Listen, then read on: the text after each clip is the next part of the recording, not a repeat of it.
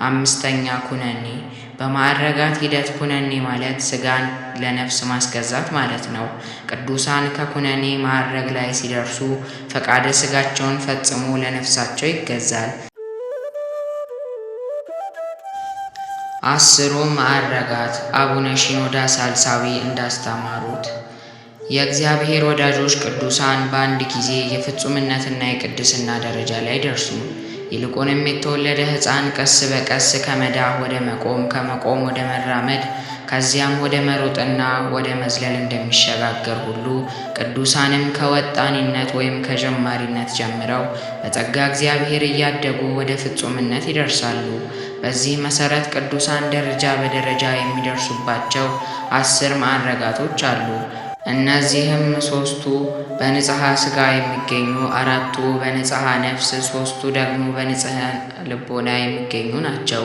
በንጽሐ ሥጋ የሚገኙት 3 ማዕረጋት የመጀመሪያ ጽማዊ። ጽማዊ ማለት ዝም ጸጥ ማለት፣ መናገርን መቀባጠርን መተው ማለት ነው።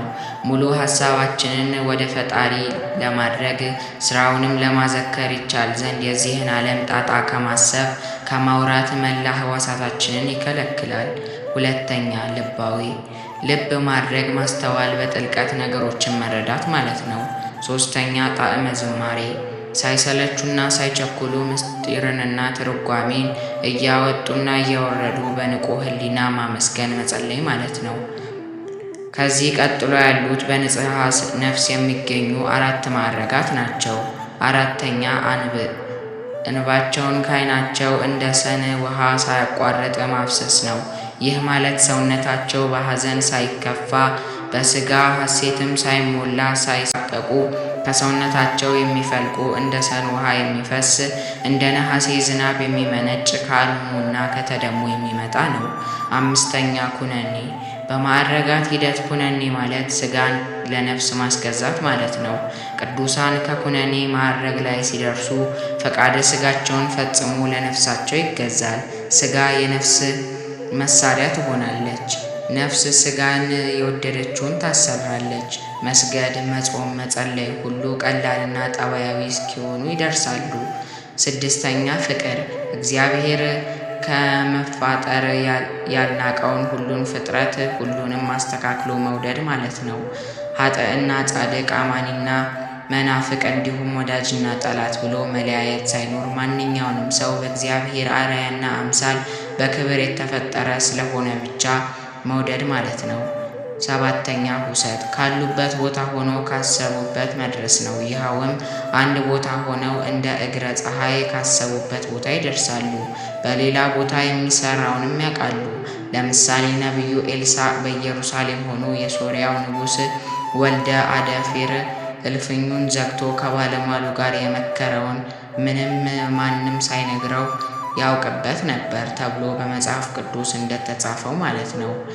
ከዚህ ቀጥሎ ደግሞ ያሉት በንጽሐ ልቦና የሚገኙ 3 ማዕረጋት ናቸው። ንጻሬ መላእክት። በአጸደ ሥጋ ሆነው መላእክትን በየከተማቸውና በየቦታቸው ያያሉ። በ3 ዓለመ መላእክት በኢዮር፣ በራማ፣ በኤረር ያሉ ቅዱሳን መላእክት በየነገዳቸው በየአለቃቸው እንዲሁም በየክፍለ ቦታቸው ሆነው ቅዱስ ቅዱስ ቅዱስ እያሉ ፈጣሪያቸውን ሲያመሰግኑ ያያሉ።